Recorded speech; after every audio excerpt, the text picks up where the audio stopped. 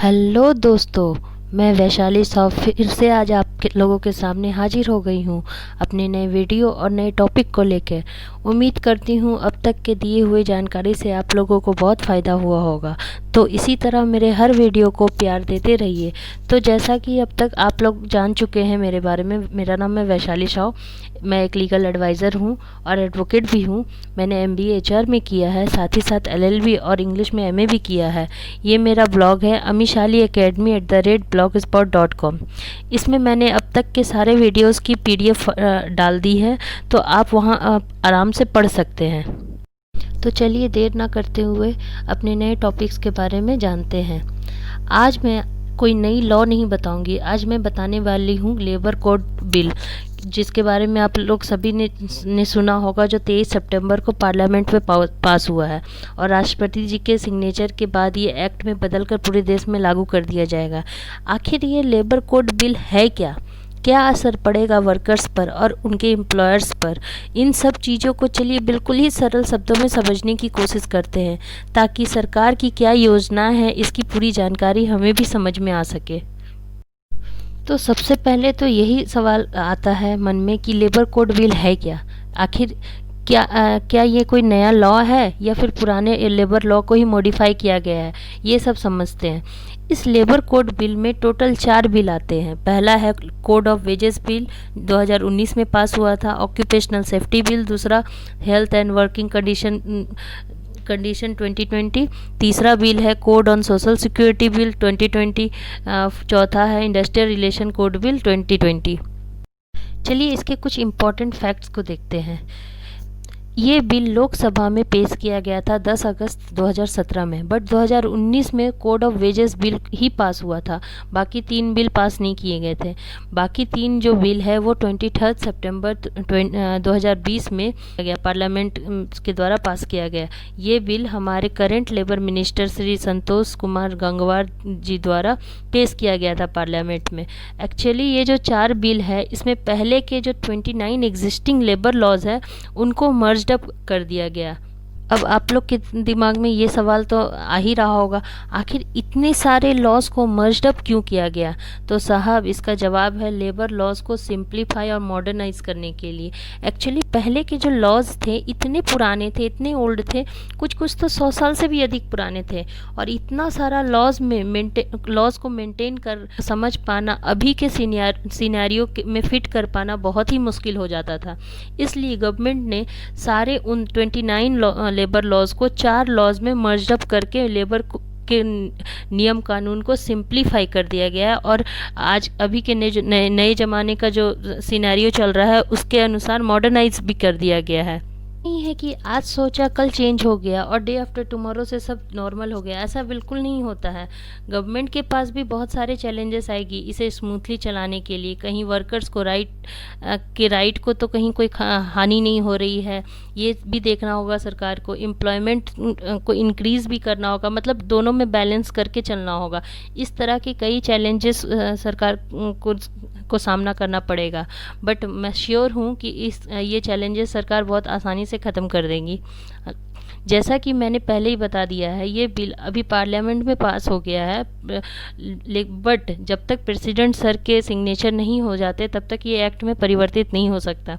अब president sir के signature के बाद ये एक्ट में बदल जाएगा और पूरे देश में ये लागू कर दिया जाएगा, इंक्लूडिंग जम्मू एंड कश्मीर। क्योंकि हम लोग सब जानते हैं आर्टिकल 370 के हटने के बाद जम्मू एंड कश्मीर भी इंडिया के बाकी स्टेट की तरह वो भी एक इम्पॉर्टेंट स्टेट बन चुका है। तो चलिए ये समझते हैं कि कोड ऑन वेजेस बिल 2019 ये है क्या।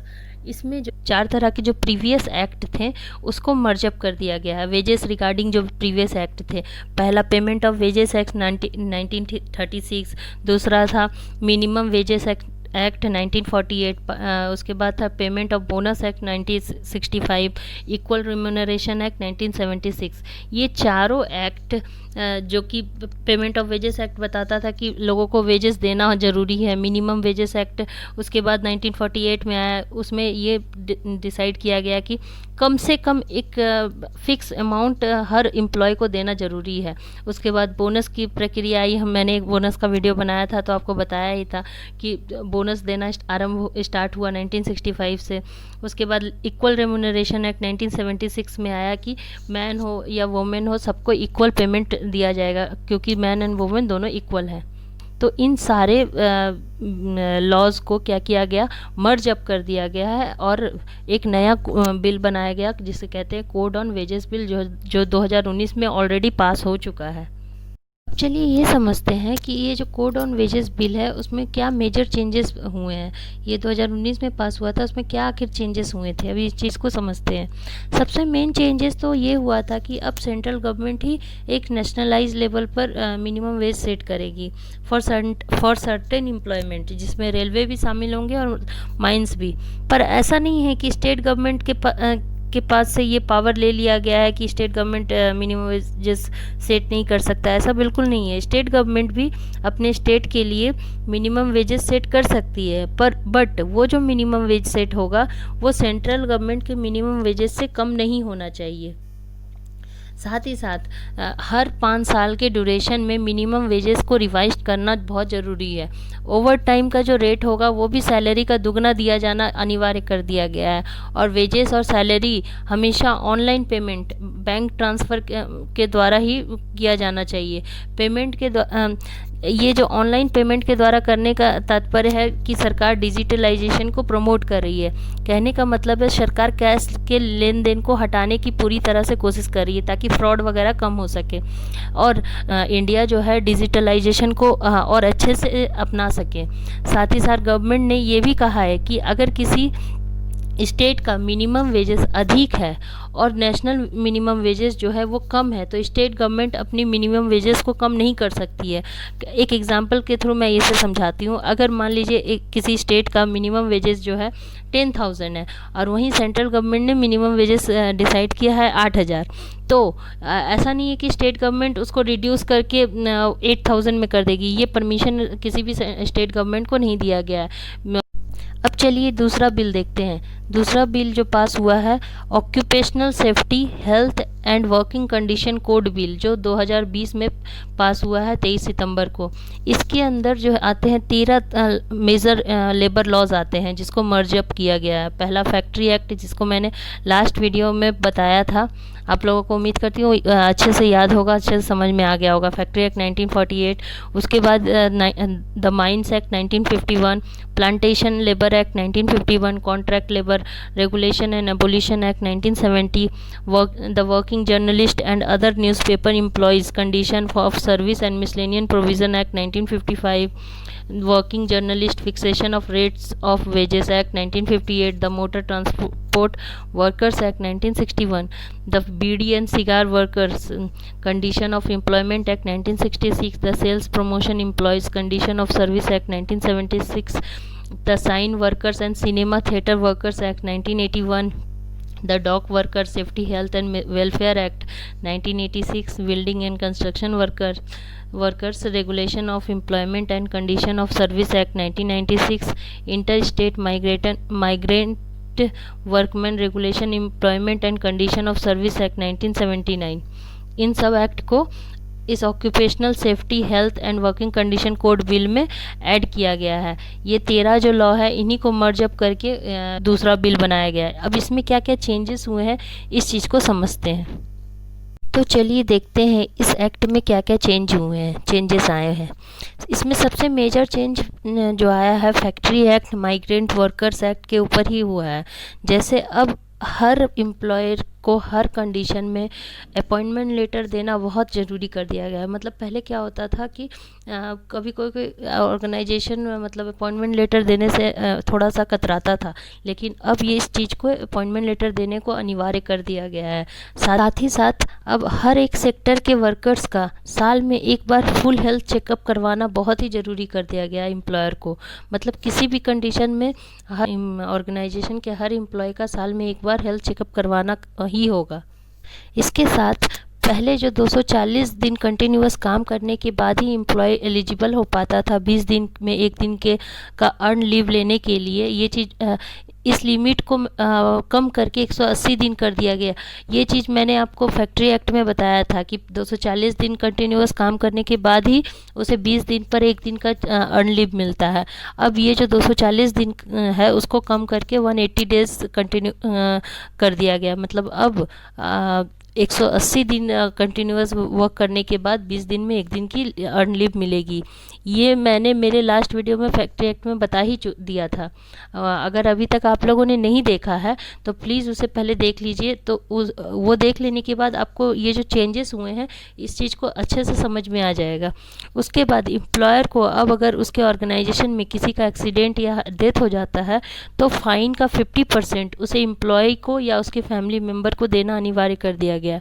इसके साथ साथ ड्यूटी आते वक्त ऑर्गेनाइजेशन के सर्टेन ड्यूरेशन के अंदर अगर किसी एम्प्लॉय का एक्सीडेंट हो जाता है तो उस केस में भी 50% का कंपनसेशन देना अनिवार्य कर दिया गया। पहले केवल विद इन द ऑर्गेनाइजेशन ही अगर किसी का एक्सीडेंट होता था या डेथ हो जाती थी तभी उसे कुछ भी रिलीफ मिलता था, लेकिन अब इस चीज़ को क्राइटेरिया को बढ़ा कर दिया गया है और ये कर दिया गया है कि अगर कोई एम्प्लॉय एक सर्टेन ड्यूरेशन ऑर्गेनाइजेशन के सर्टेन ड्यूरेशन तक किसी का एक्सीडेंट हो जाता है तो उसे भी वो एम्प्लॉयर क्या करेगी 50% का कंपनसेशन देगी ही देगी। उसके बाद कॉन्ट्रैक्ट लेबर में भी बहुत सारे चेंजेस किए गए हैं। मतलब कॉन्ट्रैक्ट लेबर को भी बहुत तरह की सहूलियत दी गई है। जैसा कि अब कॉन्ट्रैक्ट लेबर कभी भी कॉन्ट्रैक्ट लेबर का जो कॉन्ट्रैक्ट है वो कभी भी इंक्रीज़ किया जा सकता है और कितने भी टाइम के लिए इंक्रीज़ किया जा सकता है। ये जो लिमिटेशन है उसे ख़त्म कर दिया गया है। मतलब पहले क्या होता था कि कॉन्ट्रैक्ट लेबर का जो कॉन्ट्रैक्ट होता था केवल उतना तक ही उन्हें रखना होता था, उसके बाद वो नहीं रख सकते थे, ऐसा नियम होता था। लेकिन अब क्या होता है कि अब वो चाहे तो उसे इंक्रीज़ भी कर सकते हैं। इवन अगर ख़त्म होने वाला है उनका कॉन्ट्रैक्ट तो वो चाहे तो इंक्रीज़ कर सकते हैं या फिर उसे ख़त्म भी कर सकते हैं। मतलब ये जो लिमिटेशन था या कितनी भी टाइम के लिए बढ़ा सकते हैं, ये जो लिमिटेशन था वो ख़त्म कर दिया गया है। और साथ ही साथ परमानेंट वर्कर्स की तरह ही फैसिलिटी जो है वो कॉन्ट्रैक्ट लेबर को भी देना अनिवार्य कर दिया गया है। जैसे सैलरी हुआ, पर्क्स हुए, लीव हुए, ये सारे परमानेंट लेबर को जैसे दिया जाता है उसी तरह से कॉन्ट्रैक्ट लेबर को भी देना अनिवार्य हो गया है। न्यू बिल के अनुसार किसी भी कंडीशन पर एम्प्लॉय को एक सप्ताह में 6 दिन से ज़्यादा अगर वो कोई वर्क करता है तो उसे ओवर टाइम में ही गिनती किया जाएगा। साथ ही साथ फीमेल एम्प्लॉयज़ के नाइट शिफ्ट करने के सारे लिमिटेशन को ख़त्म कर दिया गया है। अब फीमेल एम्प्लॉय किसी भी ऑर्गेनाइजेशन में नाइट शिफ्ट कर सकती है, बट उसकी सेफ्टी और सिक्योरिटी की रिस्पॉन्सिबिलिटी एम्प्लॉयर की रहेगी। कहने का मतलब है कि एम्प्लॉयर को उसके ट्रांसपोर्टेशन के लिए व्हीकल्स वगैरह प्रोवाइड करना होगा और उसकी सेफ्टी का उसे ध्यान रखना होगा। इसके साथ ही कोविड-19 के केस को देखते हुए सरकार ने माइग्रेंट एम्प्लॉयज़ के रूल्स को में भी काफ़ी चेंजेस किए हैं। अब अगर कोई वर्कर एक स्टेट से दूसरे स्टेट आता है तो उनकी सैलरी अगर 18,000 से कम है तो माइग्रेंट वर्कर की कैटेगरी में उसे लाया जाएगा और उसे जो माइग्रेंट वर्कर को जितनी भी सुविधा फैसिलिटीज़ दी जाती है उन सारी फैसिलिटीज़ उन्हें दी जाएगी।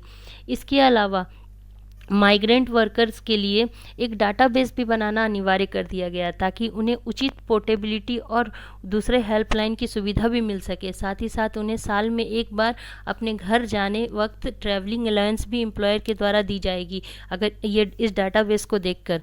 अब ऑर्गेनाइजेशन के लिए अलग अलग रजिस्ट्रेशन और कई लाइसेंस लेने के लिए ज़रूरत नहीं होगी। माने अगर कोई एम्प्लॉयर को ऑर्गेनाइजेशन इस्टेब्लिश करना है तो उसे बहुत तरह के रजिस्ट्रेशन, बहुत तरह के लाइसेंस अलग ये सब लेने की ज़रूरत नहीं। अब बस एक नेशनलाइज्ड ऑनलाइन पोर्टल है लाइसेंस और रजिस्ट्रेशन के लिए, उसे फिलअप करने के बाद एक nationalized registration certificate, license certificate मिलेगा। वही उसके लिए कैपेसिटी का क्राइटेरिया होगा ऑर्गेनाइजेशन इस्टेब्लिश करने के लिए।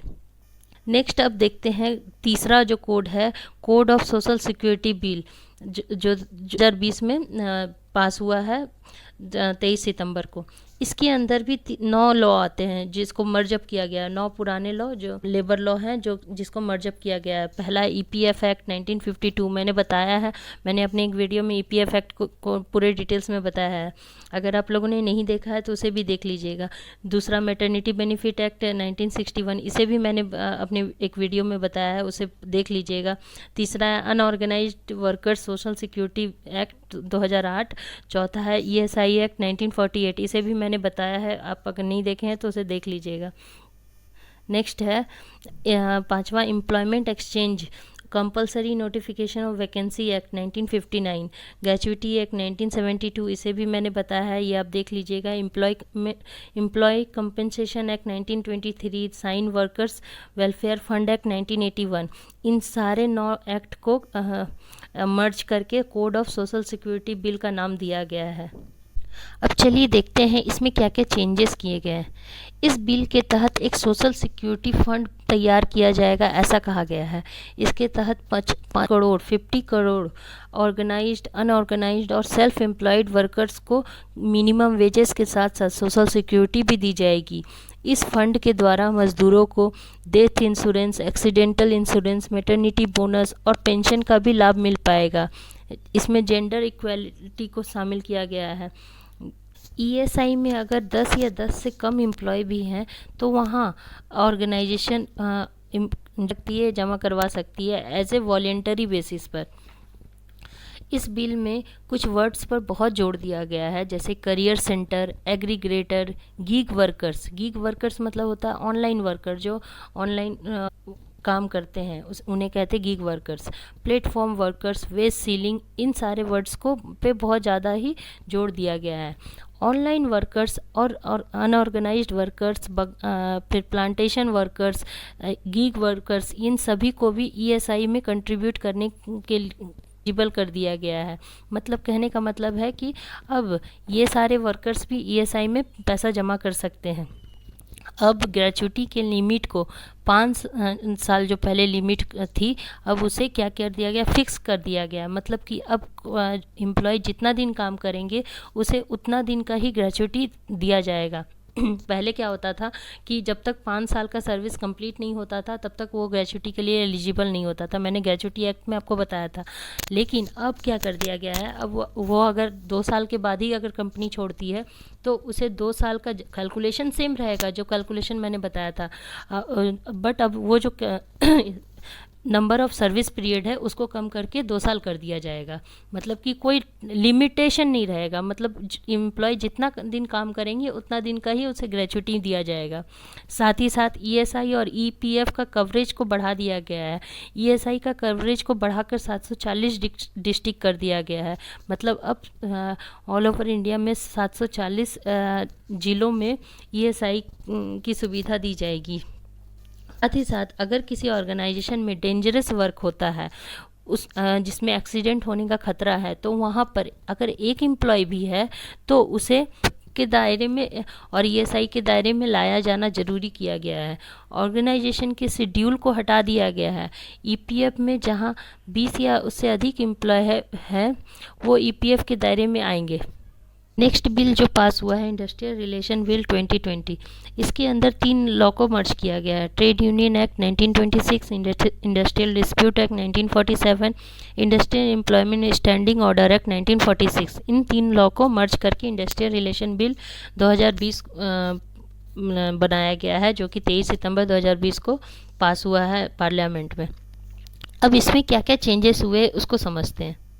के तहत किसी भी एम्प्लॉय के स्ट्राइक के राइट को ख़त्म नहीं किया गया है। बस स्ट्राइक पर जाने से पहले जो अभी 6 वीक का नोटिस पीरियड सबमिट करना पड़ता था, अब उसे बढ़ा करके 60 दिन का नोटिस पीरियड कर दिया गया।